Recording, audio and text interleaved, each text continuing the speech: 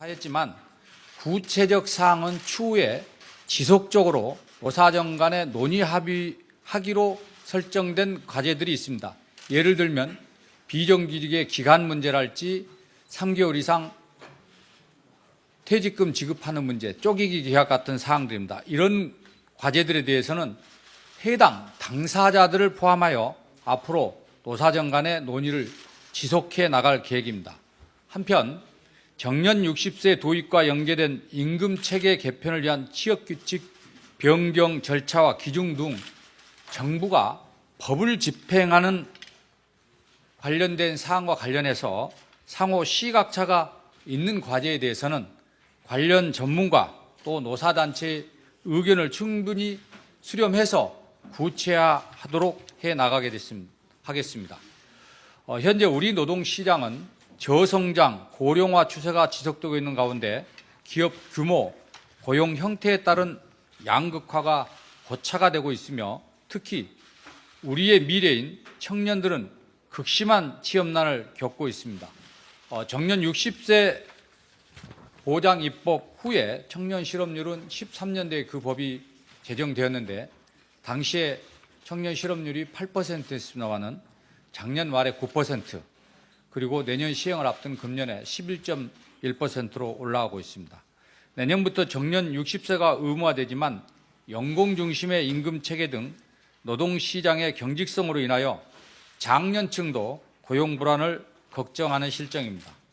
통상임금과 근로시간 등을 둘러싼 불확실성이 지속됨에 따라 기업이 투자와 고용을 주저하고 있는 것도 현실입니다.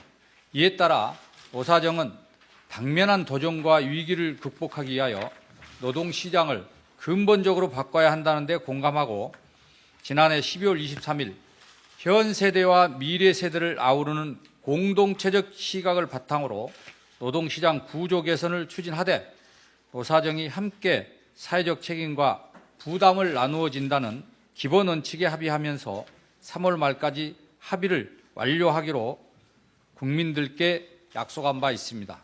이후 3개월간 100여 차례 이상 집중적으로 논의해왔으며 합의 시한을 넘겨서는 노사정 대표자 간 협의를 통해 대타협을 이루기에 노력해 왔습니다. 이와 같은 노력의 결과로 대부분 과제에 대해서는 의견이 접근되었고 남아있는 몇 가지 쟁점에 대해서도 이견을 좁히기에 노사정 대표자 간 추가적인 대화를 연일 진행하였습니다.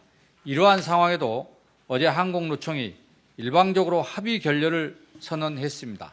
저는 일자리 정책의 주무장관으로서 취업 고민 때문에 졸업을 미루는 청년, 정년을 채우지 못하고 일터를 떠나야 하는 장년, 열심히 일해도 임금 격차가 좁혀지지 않는 비정규직과 협력업체 근로자, 이분들을 생각하면 최종 합의를 이끌어내지 못한 것에 대해 매우 가슴 아프고 송구스러운 심정을 금할 길이 없습니다. 그러나 비록 최종 대타협에는 이르지 못했지만 그동안 치열한 논의를 통해 많은 부분에서 노사정 간 의견 접근이 이루어진 것은 의미 있는 성과라 하겠습니다. 하지만 현실적으로 남은 쟁점들에 대해 협의를 재개한다 하더라도 노사단체 내부적으로 합의를 둘러싼 시각차가 크고 노동계가 제기한 핵심 쟁점과 관련해서 정부 방침은 해고를 쉽게 하고 임금을 깎자는 취지가 아님을 수차례 걸쳐 설명했음에도 조직 내에서 제대로 전파되지 않은 채 왜곡된 주장이 거듭되고 협상 과정에서도 수시로 추가 쟁점을 제기하는 등의 모습을 볼 때 완전한 합의는 예측이 어렵고 또한 상당한 시일이 걸릴 수밖에 없다고 판단할 수밖에 없는 상황이라 하겠습니다. 그러나 청년층의 고용 절벽과 장년층의 고용 불안 등 절박한 현실을 감안할 때 노동시장 구조 개선을 마냥 미룰 수는 없습니다. 따라서 정부는 이번 논의 과정에서 노사정 간 공감대를 형성한 사안에 대해서는 체계적으로 후속 조치를 추진해 나가도록 하겠습니다.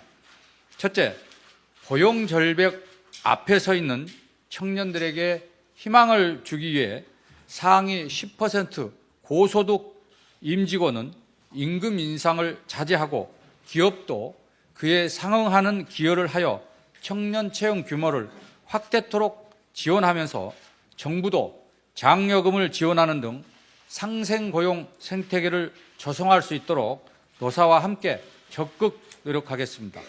둘째, 대기업과 중소기업, 정규직과 비정규직 간 양극화를 완화하기 위해서 대기업 원청 기업이 중소협력업체와 성과를 공유하여 협력업체 근로자의 근로조건을 개선하도록 하고 상생협력 기업에 대한 지원을 대폭 강화하는 동시에 납품단가 조정 협의체 활성화 등 불공정 거래 관행 근절을 위한 다양한 방안을 강구하겠습니다. 비정규직의 불합리한 차별은 금지하고 상시 지속적 업무에 대해서는 가급적 정규직으로 고용하도록 지원하면서 인건비 절감만을 이유로 한 비정규직 남용은 억제하여 향후 비정규직 규모를 점차 줄여나가도록 하겠습니다. 셋째, 취약계층 보호를 위한 사회안전망 강화를 위해서 최저임금은 소득분배 개선에 기여할 수 있도록 중장기적인 목표를 설정하여 단계적으로 인상하고 취약계층 생계를 위협하는 임금체불 예방 및 조기 청산 등 기초고용질서 확립에 적극 노력하겠습니다. 실업급여 지급기간 연장, 대상 확대, 지급 수준 인상, 실업인정심사 강화 등 종합적인 개선 방안은 6월까지, 출퇴근제의 산업재해 인정 방안, 감정노동의 업무상 질병 인정 기준은 연말까지 마련하겠습니다.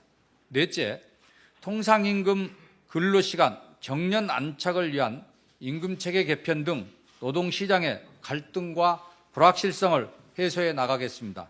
통상임금은 노사정이 공감한 것과 같이 대법원 판결을 토대로 개념 정의와 재금품 등에 대한 명확한 기준을 입법하고 근로시간은 휴일 근로를 연장 근로에 포함하되 급격한 근로시간 단축으로 인한 충격을 완화하기 위하여 단계적으로 적용하고 일모를 전제로 특별 연장 근로를 허용하는 방향으로 입법을 추진하는 한편 중소기업과 근로자에 대한 지원 방안도 마련하겠습니다. 정년 안착을 위한 임금체계 개편도 큰 방향에 대해 공감한 만큼 현장에서 안착될 수 있도록 컨설팅을 강화하고 노사에 대한 지원도 강화해 나가도록 하겠습니다. 기본 방향은 공유를 했지만 추후에 지속적으로 논의하기로 한 과제에 대해서는 의제별로 노사정 협의를 지속해 나가도록 하겠습니다. 비정규직 고용 관련 법제도 개선 많은 사항들이 있습니다. 쪼개기 계약 근절, 그다음에 3개월 이상 되면 퇴직금 주는 문제, 그다음에 2년 이상 되었을 때 본인이 희망할 경우에 추가 연장하는 방안 등등의 많은 법 개정 사항들과 또 최저임금 관련해서 제반 쟁점에 관련된 사항이 있습니다. 산이 범위랄지, 업종별 지역별로 별도로 두는 문제랄지, 또 단계별 목표랄지, 또 근로시간 특례 업종의 근로시간 상한을 설정하는 문제랄지, 또 5인 미만이나 농어업 등 근로시간 적용 제외되어 있는 사안에 대한 개선 방안 등 앞으로 기본 방향은 합의를 했지만 구체적으로 논의하기로 한 이런 과제에 대해서는 말씀드린 대로 적절한 협의체를 통해서 후속 논의를 진행토록 하겠습니다. 한편 마지막까지 합의하지 못한 합리적인 인력 운용의 원칙 정립을 위한 근로계약 변경 등에 관한 기준 절차의 명확화와 60세 정년제 도입과 연계한 임금체계 개편을 취업규칙에 반영하는 것과 관련된 여러 문제에 대해서는 오해와 불신으로 인하여 최종 합의에 이르지 못하게 되어 매우 안타깝게 생각을 합니다. 이는 결코 정규직 해고를 쉽게 하고 근로조건을 낮추자는 취지가 아닙니다. 해고 요건 완화와 취업규칙 변경 요건 완화는 법률 개정 없이는 불가능한 것입니다. 근로계약 해지를 둘러싼 불명확한 기준과 절차로 인하여 수많은 분쟁과 소모적 갈등이 발생하고 있는 현실에서 불확실성을 해소하기에 법령과 판례에 입각한 기준과 절차를 명확히 하자는 것이며 그 과정에서도 노사와 충분히 협의하여 정하려는 것입니다. 60세 정년대 도입과 연계한 임금체계 개편을 취업규칙에 반영하도록 하는 것은 정년을 연장하면서 임금체계 개편 등 필요한 조치를 하도록 규정한 법 개정 당시의 취지와 판례를 감안하여 개별 기업의 여건에 맞게 취업규칙에 반영할 수 있도록 그 기준과 절차를 명확히 하자는 것입니다.